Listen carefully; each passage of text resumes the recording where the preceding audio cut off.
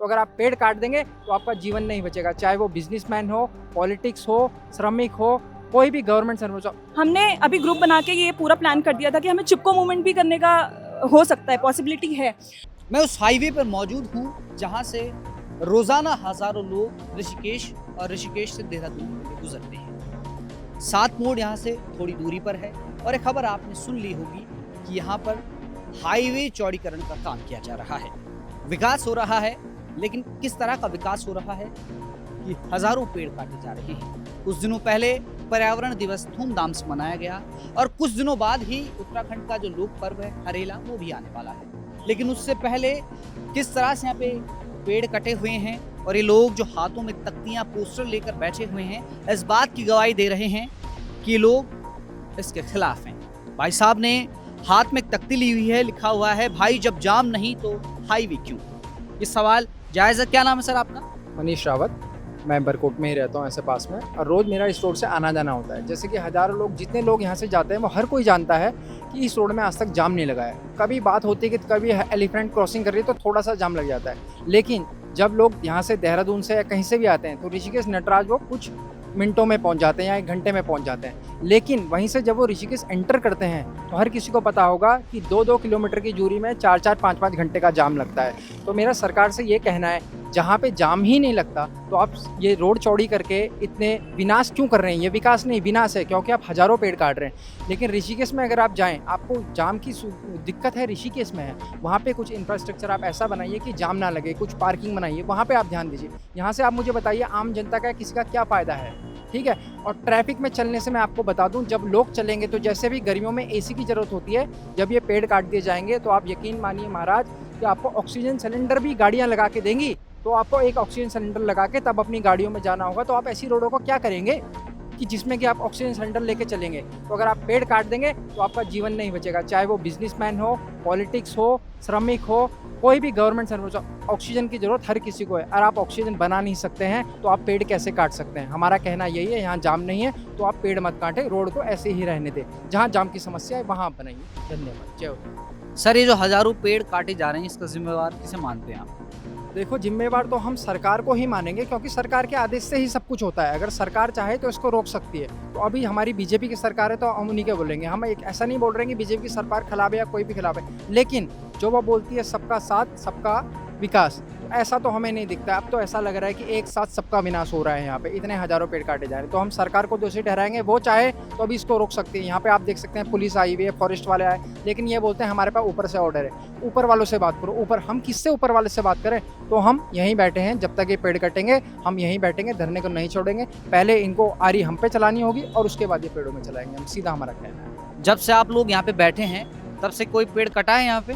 जी, तब से नहीं कटा है। शुरुआत में इन्होंने काट दिए थे, हम किसी को पता नहीं था, लेकिन जब से हम 2-3 से यहाँ बैठे हैं तब से पेड़ नहीं कट रहे हैं। अभी आप सामने देखेंगे तो फॉरेस्ट वाले हैं या आरे वाले सब कुछ बैठे हैं, लेकिन तब तक हम पेड़ काटने नहीं देंगे, तब से पेड़ कटा नहीं। सरकार का कोई नुमाइंदा आपके साथ बातचीत करने के लिए आया? नहीं, फिलहाल आपका छोटे से लेके बड़ा तक कोई भी मंत्री कोई भी यहाँ पे नहीं पहुँचा है, अभी तक कोई नहीं पहुँचा है। सिर्फ यहाँ पे पुलिस पहुँची है, बोल रहे हैं आप अवरोध बन रहे हैं, लेकिन देखिए हम तो अपने शांति रूप से प्रोटेस्ट कर रहे हैं, कोई अवरोध नहीं बन रहे हैं। लेकिन अभी तक हमें कोई सरकार का कोई भी मंत्री, कोई भी उनका आदमी यहाँ पे नहीं आया। सर आपका क्या कुछ कहना है, क्योंकि जो ये विकास हो रहा है अगर देखा जाए तो ये विनाश लगता है, आपका क्या कहना है? मेरा कहना है कि नए हाईवे बनाने से अच्छा है कि जो पुराने हाईवे हैं उन्हें दुरुस्त किया जाए, उन्हें सही से किया जाए, उनके गड्ढे जो गड्ढे मुक्त हैं उन्हें गड्ढे मुक्त किया जाए। जो रोज़ उन पे एक्सीडेंट्स हो रहे हैं उनको सही से, अगर वो गड्ढे सही हो गए तो नए हाईवे की मुझे लगता नहीं ज़रूरत।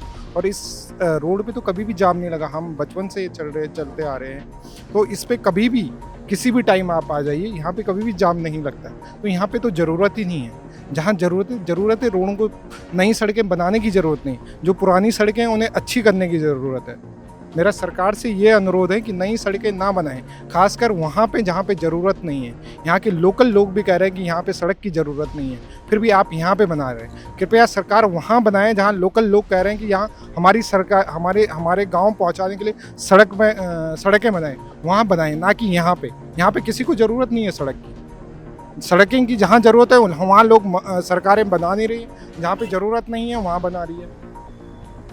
मैम आपका क्या कहना है? पोस्टर लेकर आप भी इस प्रोटेस्ट में आई हैं, क्या कहना है आपका? मेरा कहना है कि मुझे नहीं लगता इस रोड की अभी ज़रूरत है, क्योंकि जो रोड है वो लोकल्स के लिए बनती है, और अगर लोकल्स ही सफ़र कर रहे हैं, आप देखो अभी 6 महीने लोकल्स का क्या हालत है। अगर बीच में एम्बुलेंस भी फंस जाती है तो वो टाइमली नहीं पहुंच पाएगी हॉस्पिटल। और लोकल्स हम अगर घूमने का भी सोच लें इस 6 महीने तो हम नहीं सोचेंगे। हम सोचते हैं कि भाई अक्टूबर नवंबर निकलता है जब आपकी बारिश खत्म हो जाती है। हम लोग बहुत परेशान हो चुके हैं। मैं अपने गांव नहीं जा पाई, मेरी नानी का ऑपरेशन हुआ था, मैं अपने गांव नहीं जा पाई। क्यों? क्योंकि वहाँ पे पुलिस लोग थे और उन्होंने पूरा रूट डाइवर्ट कर दिया था, और जबकि वही एक रास्ता था जो मेरे गाँव तक जाता है। उन्होंने बोल दिया कि चाहे यही एक रास्ता हो, आप गाँव नहीं जाओगी। इसमें एक परेशानी किसको हो रही है? लोकल्स को हो रही है। बाहर वाले तो यहाँ पे 4-5 घंटे रुक जाएंगे, वो घूमने के लिए आ रखे हैं। जो यहाँ पे मरीज हैं जो फंस रहे हैं रास्ते में, वो भी घर से बाहर नहीं निकल। किस वजह से फंस रहे हैं?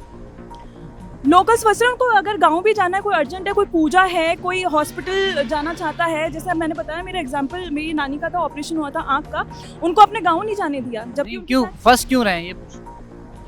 ऋषिकेश में जो जाम है उस वजह से, और उस वजह से पूरा डाइवर्ट किया गया है। हम लोग दिल्ली से आ रहे थे, हमने सोचा कि ऋषिकेश जाते हैं, गांव जाना था, बट उन्होंने डाइवर्ट करके उन्होंने बोला कि नहीं, देहरादून के रूट से जाओ। तो जो मेन प्रॉब्लम है वो आपकी ऋषिकेश में, आपके यहाँ पे नहीं। यहाँ पे कुछ भी जरूरत ही नहीं। ये रोड कब की बनी हुई है आपकी? ये बिल्कुल भी खराब नहीं है, ना इसमें गड्ढे पड़े हैं। आप चाह रहे हैं कि आप इसको दिल्ली से जो देहरादून जो आपका हाईवे बना है वो भी उसकी तरह इसको बना दो, इधर भी गड्ढे पड़ जाए। पहले अपने जो काम किया है एटलीस्ट उसको तो सही से करो, उसके बाद यहाँ पे जो रास्ता बना रहे उसके बारे में सोचो। जो काम किया पहले उसे अच्छे से आप करिए।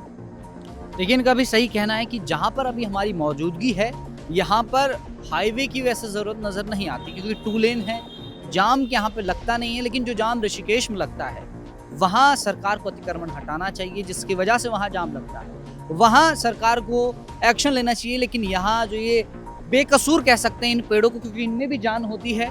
आप देख सकते हैं कितना बड़ा पेड़ है ये, और इसको काट दिया गया है। ये वही पेड़ हैं जिनसे हम लोग ऑक्सीजन लेते हैं, लेकिन किस अवस्था में इनको कर दिया गया है। और प्लानिंग ये है कि 3000 पेड़ काटे जाएं, तब जाकर ये पूरा हाईवे बनेगा।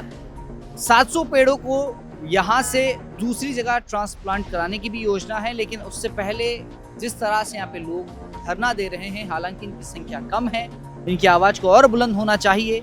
और सामने ही वन विभाग, आपको कुछ कहना है? हाँ, मैं एक और पॉइंट रखना चाहती हूँ। यहाँ पे जो लोग आ रहे हैं उनको बहुत परेशानी हो रही है कि हम लोग ट्रैफिक जाम कर रहे हैं, जबकि हमने ट्रैफिक जाम बिल्कुल भी नहीं कर रखा है। यहाँ पे हम इवन लोगों को बोल रहे हैं आप जाओ प्लीज़, वीडियोस मत बनाओ। और यहाँ पे कोई भी राजनीतिक आपको कोई भी किसी भी उसका मेंबर नहीं दिखेगा। जबकि आप बच्चों से पूछो, हमने अभी ग्रुप बना के ये पूरा प्लान कर दिया था कि हमें चिपको मूवमेंट भी करने का हो सकता है, पॉसिबिलिटी है।